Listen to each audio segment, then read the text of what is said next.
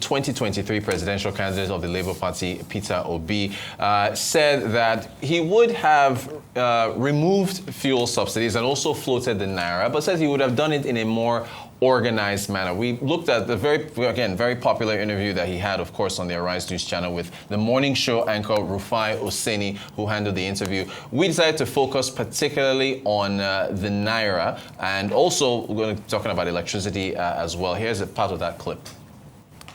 The same thing with what you're talking about, issue of Naira. There's nothing wrong with floating your currency. There's nothing wrong in even devaluing your currency. But you do this when you have productivity. What devaluation or floating does is that your currency becomes, in terms of value, low. You attract investment. So would you have floated the Naira if you got in? And how? You said there's nothing wrong with it. Would you have floated the Naira? Tell me the precept upon precept at which you will have floated the Naira. I would have been doing it in an organized manner. What's the organized manner? I would have focused on making sure that we ramp up production in agriculture, in manufacturing, and everything, and do it gradually. So you will have kept on defending it until we wrap up production. It's not, you're not defending it. Yeah. Because even in the so-called currency, there were criminality as well. All right, Arise Business Analyst Chika Mbonu, who are putting on the spot to react to that part of the interview, joins us this morning. Good morning, sir. Thank you so much for joining us. How are you today? Fine, sir. Hope you enjoyed the holiday. Yes, we did. So yeah, I mean, you've talked a lot about foreign exchange. I wanted to get your thoughts on that. Oil, fuel subsidy, everything. So, what do you make of? Okay, notice. Yeah. The first thing that we know, we don't do politics now. Of course, we do not. We don't do politics. We focus on the economics. Yeah. We don't speak to make anybody look bad. Yeah. We try to balance and make sure that we're doing what's best for our country. Of course. And that's always what to anchor our discussion on. You see, I always say that we've tried to be consistent too. Even during the Buhari regime, long before some issues came up, I remember, what was this former governor of Edo State? Obaseki. Yeah. Was the first person who he pushed it out and said the country is broke and is printing money. And everybody came and attack him. Right. And the issue was the equation didn't balance. We knew that the equation didn't balance. I've said it several times that we're a broke country. I said it one time to you. Yep. And that we cannot sustain the fuel subsidy. We can also sustain the subsidized Naira. Right. So that's on this program. And that, therefore, what did we have before? We have money, we bring in the fuel at subsidized rates. Half of it goes across our borders. The people who are supposed to get the benefits of it don't get it. So we said it several times in this program that, luckily, it wasn't typical politics for the politicians. The four presidential candidates, had it in their manifesto. Yep. They were going to remove subsidy, and they were going to float the currency. So that was given because anybody who didn't do it, to power, the country was broke. Right. There's no way we could have sustained it. Now the issue has been how I would have done it differently. Right. I would have put the cart before the horse or horse before the cart, and that has been the typical political thing. I mean, no politicians, the opposition always wants to ride through what the people in power are doing. But you see, I keep saying that governance is different from campaigning. Right. Okay? During the campaigns, you do have your grandiose manifestos and promises to the electorate. Yeah.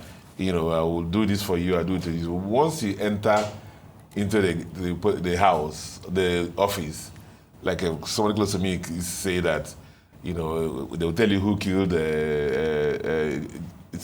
President Kennedy. Yeah. Immediately you will come down and then start to adjust your dreams and promises to the electorate to the realities on the ground, which include the fact that do we have money for this, or do we have money for that? The other thing that plays out also in politics is that, I put this out to you, is that the politicians, whether it's in the first or the third world, their eyes are always on the next election. The next election. So the issue is therefore, any decision you want to take now, so there are a lot of interests that play around the decision you're going to take now. Is, would this help our election in 4 years' time or 5 years' time? Our base, are they going to profit from it? Are we going to empower some people? Remember, a boss president will require money for campaign. Let's give this contract to these particular people so that they'll be empowered for 20 whatever, And so a lot of things happen. And then a president that succeeds is one that is very sincere, has leadership abilities, loves his people, citizens naturally, that he wants to succeed. Because a lot of times the president can be everywhere. He has a lot of people who are surrounding him to help him in run the government. And those people have their own a lot of agenda. So for them it's like, I shall not be poor again. That's the number one agenda. That I've gotten to this office now, and I shall not be poor again. So they're accumulating wealth. They're doing things. Every contract that passes their table, they're grabbing something. Some people want to be governor or something else when they live there, because governor seems to be the most lucrative post in Nigeria. So some people want to leave the presidency and want to become governor of their state. So they're also interested in that. So people have the agenda. So the president of the country, especially for Nigeria, and a lot of the third world countries, must be that person who's strong, competent, and has the love of the Nigerian citizens in that. And for me, I know President Tinubu very well. I've said this several times here, that I've have close work with him. I know he's very competent. Now, does he have the same energy level that he had that time? I don't know. And so the issue, therefore, is that I want to let him know that Nigerians are suffering, totally suffering. So I don't know what to tell him. I remember those days when Buhari was around. The people were going around, side Buhari, and that he was hoodwinked. And they see by the fact that he was popular, that things will happen. Meanwhile, he was running a very bad government. So for the government in power, therefore, those two issues, tying them to Obi's interview. Like I said, Obi is not in power.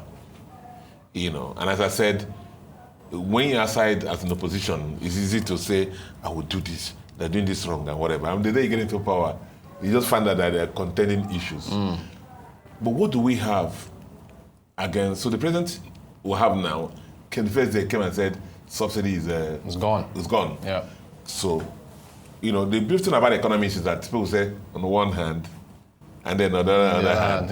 And so, if you have two economists and give them issue to address, they may not have the same solution. So, some will say, he should have waited, he should have done this, he should have done that. But you see, he did that is shock therapy for the whole system. But what I have against them is, again, the work required to make sure that things work out right. Now, if you do fuel subsidy withdrawal, if you float foreign currency, it don't require a rocket scientist to tell you that inflation will be up. Are you following me? And the purchasing power of individuals, Nigerian citizens, they therefore will tank. So somebody is anywhere million naira today or 50,000 naira today, and then the next day he buys a cup of rice today or a bundle of rice today, 10,000 naira. The next day he's cost that. So it's a problem. So the issue is, how have they run this show? And for me, a lot of the problems for this government have to do with transparency. Transparency, they're not very transparent in the way they communicated a lot of things. The subsidy should have been removed, yes. They should have done better, we said in this program. You remember I pressed the Lagos segment here. If you look at the spending profile of a lot of citizens, especially at the bottom of the pyramid, a lot of it goes to food. And transportation. So they had the initiative of importing food. Did it work?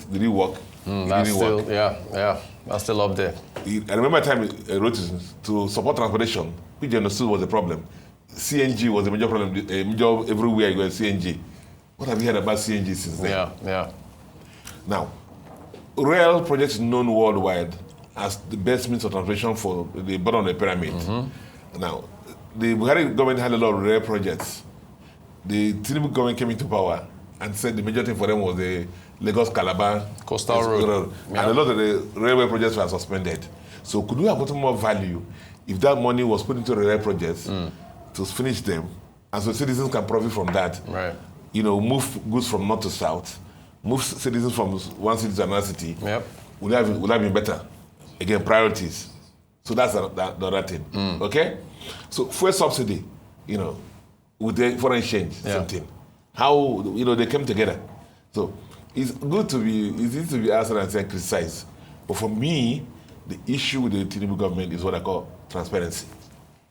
You see Uncle Omahi training himself every time, trying to convince us that white is black and black is white, all those kind of stuff. Yeah. But we know that it doesn't work that way. So that's the major issue. Yeah. They should communicate better, be a little more transparent in the things they do, and sacrifice. You can't tell us that there's no money. I remember those days when we were in boarding school, when we were sharers of food. They said the meat is not enough, the meat is not enough. Class 2 were the sharers. The meat is not enough, everybody's just managed. And then when you open the sharers, the bottom of the sharers, right, you see a piece of meat lying there. And they want all of us to sacrifice. Yeah. What happens after that is we'll end up in fighting. Yeah. So you can see opulence, convoy of about 100 Prado Jeeps. Meanwhile, not bought in Nigeria. Right, imported. Imported cars. Yeah, with foreign exchange. Things happening left and right. Meanwhile, citizens of the country are suffering. So let us, if you're telling the citizens, okay, I have suspended this, I have done this, and then the president, our president just went that time, the new jet is okay. I mean, aviation, I understand why he needed to do that. Yeah.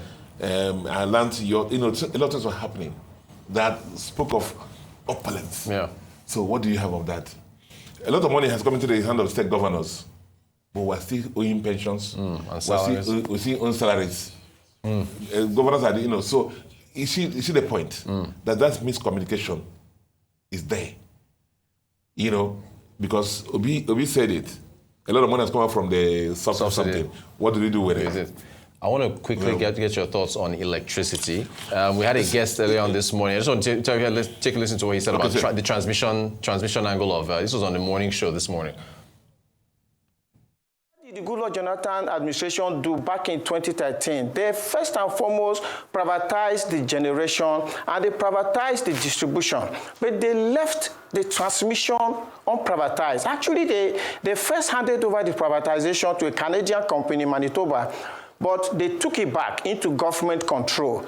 Now, without privatizing or bringing in private sector participation in the transmission, made that privatization to be dead on arrival. And how do I mean? Maybe for the benefit of our viewers, I'm from Benue, so let me use agriculture, which a lot of people may connect with. Let's say you want to privatize the agricultural value chain. So you privatize the farms, and then you privatize the market. But you did not do anything about the vehicles that will carry the food produced in the farms to the market. What have you done? You've done nothing. Why? Because the people who are to produce the food can't produce food because there are no vehicles to carry the food to the market. And then the people in the market are waiting for food to come and food is not coming. And that is what the Goodluck Jonathan administration did. So that is the first big issue with electricity supply. Well, you've talked a lot about electricity. It is not as simplistic enough to dimension the problem of the electricity sector and say it's just transmission. Of course, we know that in the electricity value chain, the weakest link has been the transmission segment. And it's not as simple as also saying that we need to put it into private sector hands. Yeah. Because an audit of the discos, who are the private sector hands, Genco's private sector hands, is also a litany of failures. Well, of course. Even though the private sector led. I mean, they've promised us so many things, signed so many agreements on this thing, even fooled us with this so-called, what is it? Band A. Band A and Band B, yet that, one of the senators I was listening to that I respect, Senator Baribe, I think it was interviewed by one of us, I think in the Abuja studio, and said, they were asking why, he's the chairman of the Senate Committee on Power, they're asking why the failure. And he said, see, that there's a 4 trillion debt that is there. And each government, when they come to power, they just see that thing and just... they run away. So, just like the president has been very brave in handling the oil subsidy, he needs also to get into the power segment. Yeah. And also brave in dealing with the NNPC. Right. With what they have done with the board and management. Yeah. he needs to go into the power segment also and be very brave. And if one finger needs to be cut off so that the person will leave, when someone is cancerous, you can do whatever to make sure the individual leaves. Yeah. He has to do it.